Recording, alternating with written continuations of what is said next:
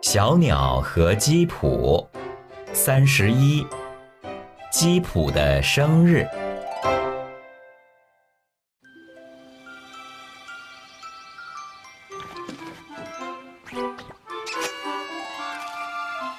我等不及了，小鸟说。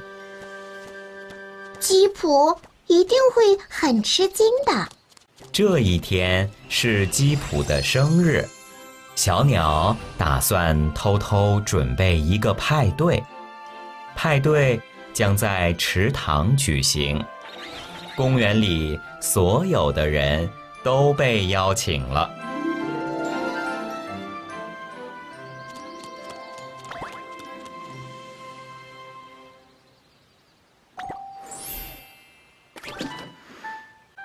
小鸟飞回巢里，拿派对帽子。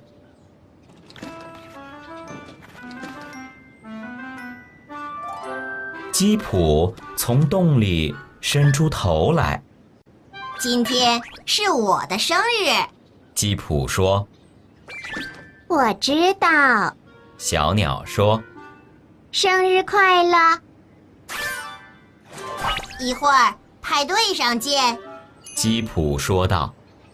小鸟吞了吞口水。什么派对？他问。我打算给自己举办一个派对。基普说。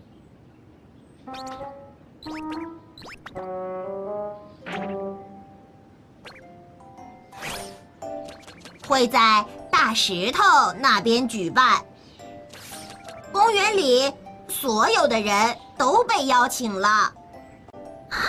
不好了，小鸟心想，基普打算给自己举办一个派对，小鸟也打算举办一个派对，但是小鸟不能告诉基普，他的派对是一个惊喜。我该怎么办？小鸟很苦恼。